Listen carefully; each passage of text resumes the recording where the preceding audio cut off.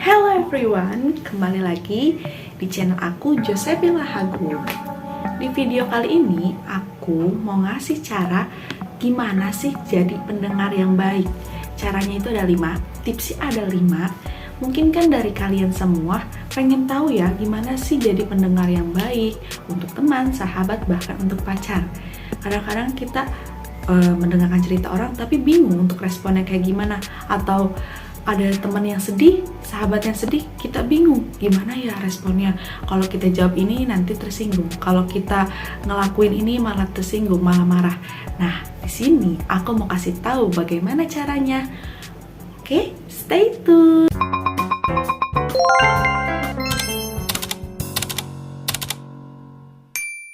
Nah, teman-teman semua, sebelumnya aku mau tanya nih sama kalian.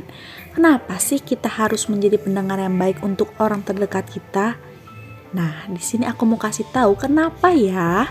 Karena dengan adanya pendengar yang baik ini, maka seseorang yang ingin berbicara kepada kita akan merasa lebih nyaman ketika menceritakan atau menyampaikan sesuatu.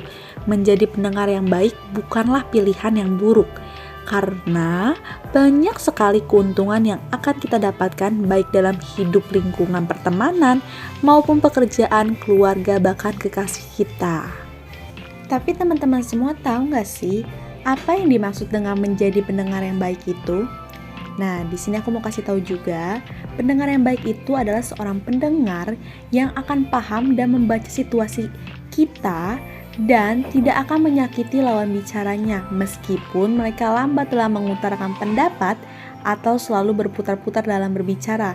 Selain itu, penting untuk tidak merasakan paling hebat atau paling buruk dalam setiap pembicaraan, atau bisa dibilang zaman sekarang itu adalah adu nasib. Itu tidak boleh ya teman-teman. Dan yang harus kita tahu juga kenapa kita harus menjadi pendengar yang aktif dalam berkomunikasi dengan orang lain. Karena sebaik apapun komunikasi terhadap seseorang, tanpa diiringi dengan kemampuan mendengar, maka komunikasi tidak akan efektif. Maka dari itu, aku kasih tahu nih, cara dan tips bagaimana menjadi pendengar yang baik. Aku sudah menyediakan 5 cara dan tips itu. Bisa kalian nonton sampai akhir ya teman-teman. 5 cara menjadi pendengar yang baik.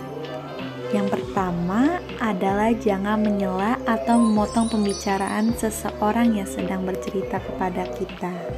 Kalian bisa dengan cara dengerin sampai dia selesai berbicara, sampai dia menanyakan pendapat, sampai dia menanyakan solusi, baru kita mulai berbicara.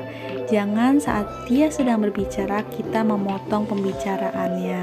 Karena apa? Karena saat kita sedang berbicara lalu teman kita memotong pembicaraan kita akan merasa lebih kecewa, atau lebih tepatnya kita jadi malas bercerita karena merasa cerita yang kita sampaikan itu adalah cerita yang tidak penting untuk sang pendengar. Jadi, untuk sebagai pendengar yang baik, kita jangan pernah menyela atau memotong pembicaraan seseorang yang sedang bercerita kepada kita. Dan yang kedua, kontak mata dengan lawan bicara saat menjadi pendengar yang baik. Kita bisa dengan cara fokus kepada yang sedang bercerita, mata kita jangan kayak lihat sana lihat sini, tapi kita fokus kepada teman kita yang sedang bercerita, biar dia merasa kita tuh benar-benar perhatian sama dia, benar-benar kita tuh merasakan apa yang dia sedang ceritakan. Misalnya dia sedang cerita senang, kita bisa dengan ekspresi wajah yang ikut bahagia. Dia sedang bercerita sedih, kita bisa dengan ekspresi wajah yang sedih. Jadi kita benar-benar fokus matanya dan kita benar-benar kita merasakan apa yang sedang dia ceritakan. Yang ketiga, menunjukkan gestur yang positif. Gestur yang positif yang dimaksud adalah kita bisa merespon lawan bicara kita dengan gestur yang positif, dengan cara yang baik, seperti tidak mengejek atau meledek, tetapi dengan cara misalnya dia sedih, kita bisa mengepuk-ngepuk badan belakangnya, bahu belakangnya, atau bisa kita memberikan tisu, atau di saat dia menceritakan suatu hal yang menyenangkan, kita bisa ikut ketawa, gestur yang ketawa bukan yang ketawa terpaksa, ataupun dengan kita meledek, tidak, tetapi kita memberikan gestur-gestur hal yang positif untuk diberikannya. Yang keempat, berempati dan memahami perasaan lawan bicara.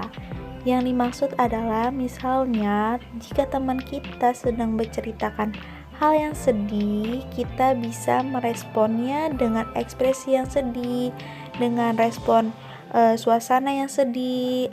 Dan sebaliknya, jika teman kita menceritakan hal yang bahagia, hal yang senang, kita juga harus bisa merespon dengan bahagia, bukan dengan malah sinis ataupun tidak nyambung apa yang dia ceritain. Dia cerita bahagia, kita malah bingung, dan kita harus mengikuti suasana apa yang dia ceritakan. Dia ceritakan bahagia, kita dengan bahagia. Dia menceritakan sedih, kita dengan merespon dengan hal yang sedih. Dan yang utama itu sebenarnya kalian jangan pernah saat teman kalian sedang berbicara, kalian malah bermain handphone ataupun sibuk sendiri. Karena apa? Karena kalau kalian melakukan hal kegiatan lain atau sibuk sendiri dan yang utamanya kalian main handphone, kalian bisa buyar. Bahkan kalian tidak fokus apa yang diceritakan oleh teman kalian, tidak nyambung apa yang dia sampaikan.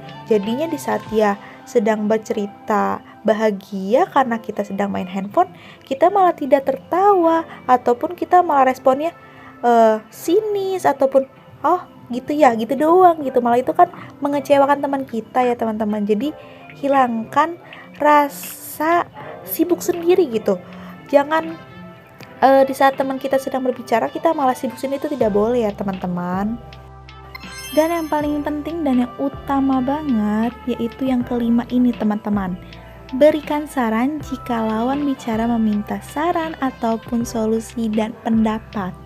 Nah ini yang paling penting banget sih ya buat aku, karena saran ataupun pendapat, solusi dari kita itu sangat dibutuhkan oleh lawan bicara kita.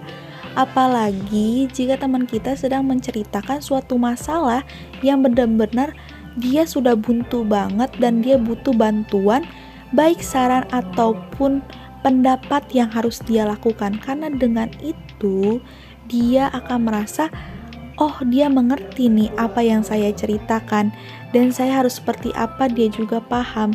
Dan dia akan, paling pentingnya lagi teman-teman, dia akan lebih semangat dan bisa bangkit kembali. Itu teman-teman yang harus kalian lakukan, yaitu memberi saran dan solusi. Oke teman-teman semua, terima kasih banget kalian sudah mau nonton video aku dari awal sampai akhir. Ini tips dan cara semoga bermanfaat buat kalian. Tapi ada satu hal yang harus aku bilang dan harus kalian ingat. Kenapa? Karena ini sangat penting buat kalian teman-teman. Hilangkan rasa egois kalian. Jangan ingin dimengerti kalau dirimu belum bisa menjadi pendengar yang baik.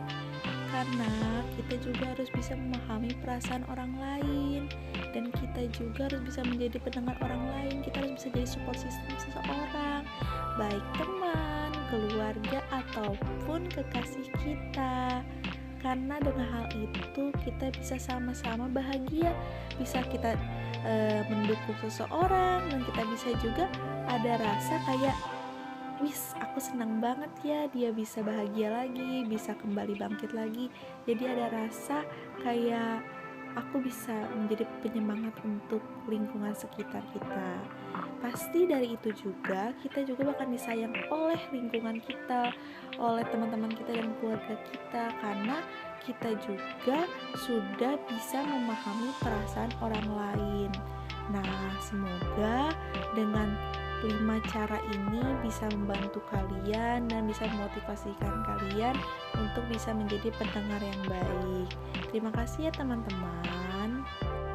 Nah teman-teman semua, gimana nih 5 cara menjadi pendengar yang baik yang sudah aku berikan tadi? Gimana, sudah membantu kalian belum? Nah teman-teman semua bisa komen di bawah aku harus buat video apa lagi, aku harus ngasih tips apa lagi untuk bisa bantu kalian. Semoga video yang aku kasih bisa bermanfaat buat kalian semua untuk menjadi pendengar yang baik, untuk sahabat kalian, keluarga kalian, bahkan kekasih kalian. Terima kasih ya teman-teman sudah menonton video aku. Jangan lupa like, comment, dan subscribe. Terima kasih. Bye.